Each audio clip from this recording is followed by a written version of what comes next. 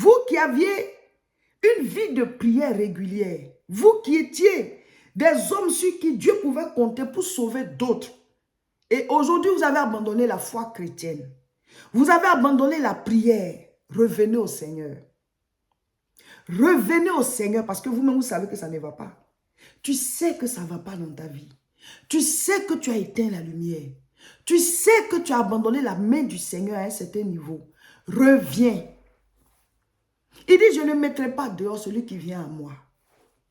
Relève-toi. Relevez-vous. Rallumez votre lampe. Réveillez-vous. Christ est à la porte. Tu as connu le Seigneur. Mais aujourd'hui, tu ne pries plus. Tu dis, avant, je priais beaucoup. Et aujourd'hui, tu ne pries plus. Tu as éteint la lumière. Avant, je lisais beaucoup la Bible. Je marchais en fonction de la parole de Dieu. Mais aujourd'hui, je ne le fais plus. Pourquoi? C'est aux autres de te rejoindre, ce n'est pas à toi de les rejoindre. Toi, tu es dans la lumière, tu sors, tu rejoins ceux qui sont dans les ténèbres. Alors qu'on doit rester dans la lumière et appeler les autres. Les membres de ta famille sont éclairés par toi. Jésus dit, vous êtes la lumière du monde. On n'allume pas une lampe pour la cacher, mais on la prend, on la met sur le chandelier. On la met sur le chandelier et cette lampe-là, elle brille et elle éclaire toute la maison. Quand tu acceptes Jésus-Christ, il rentre en toi, le Saint-Esprit entre en toi. Parce qu'il dit, je me tiens à la porte et je frappe. Ça veut dire quoi? La porte de ton cœur. Donc quand tu l'acceptes, ça veut dire que tu as ouvert la porte. Il entre en toi. Il dit, j'entrerai chez lui. Donc Jésus entre en toi. Et il entre en toi comment? C'est le Saint-Esprit. Donc, lui, il est en toi, il brille à travers toi. Alléluia. Tu es comme l'ampoule. Et lui, il est le filament qui est à l'intérieur. Donc, l'électricité, là, c'est ce qui fait que le filament s'allume et l'ampoule brille. L'électricité, c'est la présence du Saint-Esprit. Le filament au milieu qui brille, là, c'est Jésus en nous. Et l'ampoule, c'est chacun de nous. Quand tu acceptes Jésus, il entre en toi. Et le Saint-Esprit, alléluia, la présence de Dieu te fait briller de sa gloire. C'est quelque chose de spirituel. Ce n'est pas physique. Mes frères, mes soeurs, écoutez-moi. L'homme n'est pas que physique. C'est-à-dire que physiquement, on peut ne rien te faire. Mais spirituellement, on peut être en train de te faire quelque chose. Notre âme, l'âme de l'homme, là, lui envoie souvent des signaux. Tu subis des choses en rêve. Mais dans la réalité, tu n'as aucun problème. Et puis après, tu te rends compte que ce que tu avais vu en rêve se réalise d'une certaine manière. Parce que l'homme n'est pas que physique. On peut ne rien te faire physiquement. Mais spirituellement, on te fait quelque chose. Et ça agit dans ta vie. Parce que toi, tu n'es pas que physique. Donc, si quelqu'un n'a pas pu t'atteindre physiquement, il cherche à t'atteindre spirituellement. Alors que toi, tu ne crois même pas à la présence de Dieu. Mais tu ne crois pas à la présence de Dieu, mais le diable, lui, il existe et il n'a même pas besoin que tu y crois. Parce qu'on voit les œuvres diaboliques, les œuvres sataniques, les œuvres du monde des ténèbres sous nos yeux, partout dans tous les pays, dans toutes les familles. Donc, pendant que toi, tu dis que Dieu n'existe pas, ou bien pendant que toi, tu as abandonné Dieu, ça veut dire que tu as abandonné ta foi, tu ne pries plus, tu ne le cherches même plus, tu t'es éloigné du Seigneur. Pendant ce temps, les ténèbres avancent. Pendant ce temps, le diable et ses serviteurs, ils avancent. Parce que la manière dont Dieu a ses serviteurs, le diable, il a aussi ses serviteurs. Ce n'est pas écrit sur le front. Il y a des gens dévoués aux démons. Il y a des gens dévoués à Satan. Dévoués au diable, qui le servent et qui détruisent des vies humaines. Ce n'est pas forcément des gens qui sont loin. Ça peut même être dans ta famille.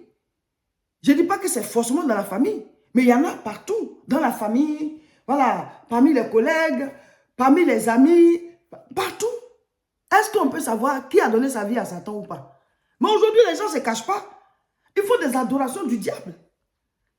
Ils font des adorations du diable. Donc toi, pendant ce temps, tu dis que Dieu n'existe pas. Mais le diable, lui, il existe. Donc si Dieu n'existe pas et que le diable existe, nous, on s'en sort comment? Notre protection vient d'où? Puisque pour le diable, tu n'as même pas besoin de croire. On voit les œuvres des ténèbres tous les jours. Les gens jettent des mauvais sorts. Ils attaquent, ils se dédoublent. Ils sont mystiques, ils sont occultés, ils sont sorciers. Et pendant ce temps, toi, tu dis que Dieu n'existe pas. Ou alors tu ne pries plus. Quand on te parle de Dieu, tu as un air là. Maintenant, quand la maladie ou bien les attaques du diable commencent à agir dans ta maison, tu commences à chercher Dieu. Mes frères, mes soeurs, pourquoi ne pas le chercher en même temps avant que l'horizon ne s'assombrisse? Pourquoi ne pas déjà s'attacher au Seigneur? Pourquoi ne pas maintenir notre lampe allumée? Jésus est la lumière du monde. Dis-moi amen. Devenez des hommes et des femmes de prière. Vous qui aviez abandonné la foi, vous qui aviez arrêté de prier, reprenez la marche. Vous qui aviez arrêté de prier, reprenez la marche là où vous l'aviez laissée.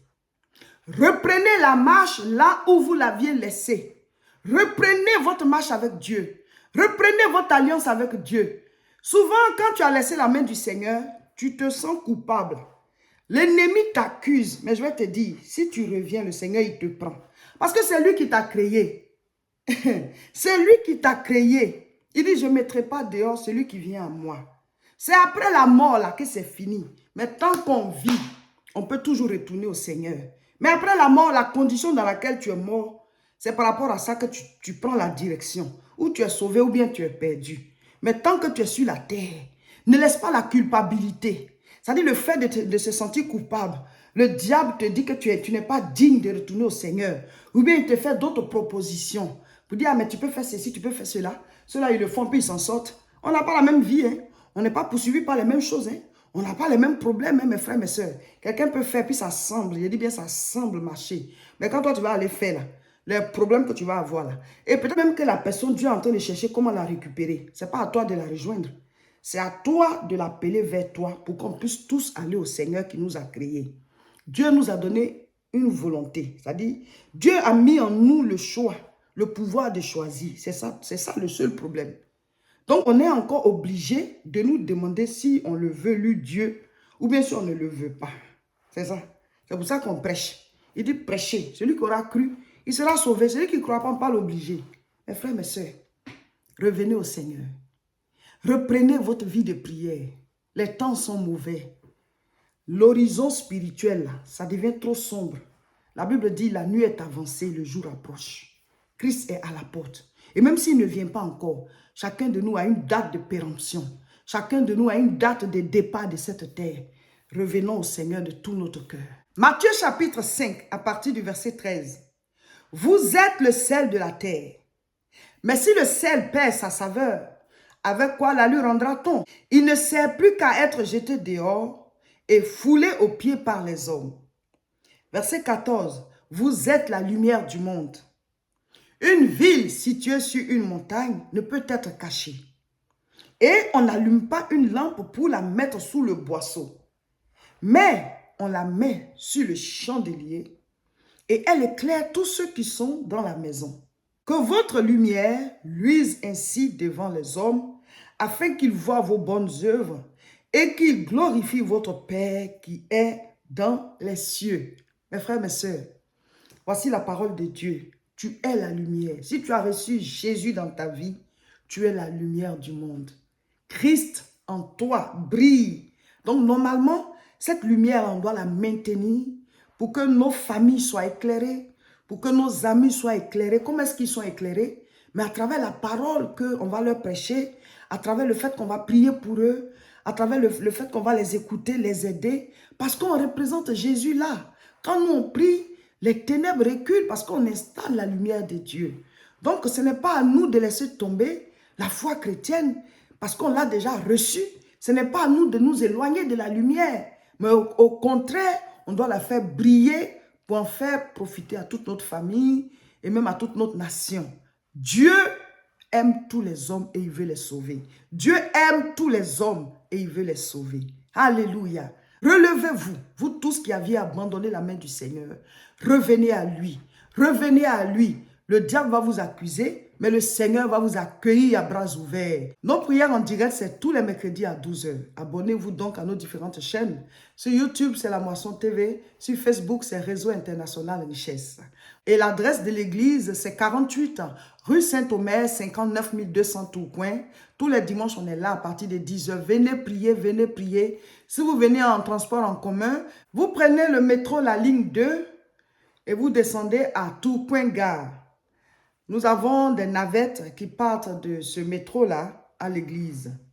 Donc, tous les dimanches, le dernier tour, c'est à 9h50. Le culte, c'est à 10h. Déjà, à partir de 9h35, les tours de navettes commencent.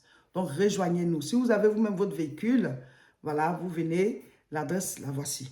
Donc, rejoignez-nous tous les dimanches pour les cultes ici, pour recevoir votre délivrance et la vie de Dieu. N'oubliez pas, bientôt, on va faire un service de baptême. Vous pouvez vous inscrire dès maintenant pour les cours en ligne, les cours par WhatsApp. Bien-aimés frères et sœurs, dans le mois de juin, il y a un grand rendez-vous spirituel, une grande conférence dénommée CIMA, la conférence internationale de la moisson abondante de France. Ce sera le samedi 17 juin à 14 heures à l'espace Chevreul à Nanterre. Il y a des choses qu'on ne rate pas. Si vous êtes loin de la France dès maintenant, voilà, organisez-vous pour être là, pour participer à cette rencontre spirituelle. Vous savez, il y a des moments qui sont comme un concentré d'onction. La présence de Dieu est tellement forte qu'il y a des chaînes qui sont brisées, il y a des liens, il y a des malédictions qui partent, il y a des guérisons, il y a des délivrances. Donc, Dieu nous a dit que beaucoup de choses vont se passer. Viens faire partie de ceux qui reçoivent ces choses-là. Un grand rassemblement chrétien. Donc, c'est à l'espace Chevreul, le samedi 17 juin à partir de 14 heures. Préparez-vous dès maintenant, ce sera fort. Nos prières en direct, c'est tous les mercredis à 12 heures. Abonnez-vous donc à nos différentes chaînes. Sur YouTube, c'est La Moisson TV. Sur Facebook, c'est Réseau International Richesse. Voilà, abonnez-vous et partagez massivement cette vidéo.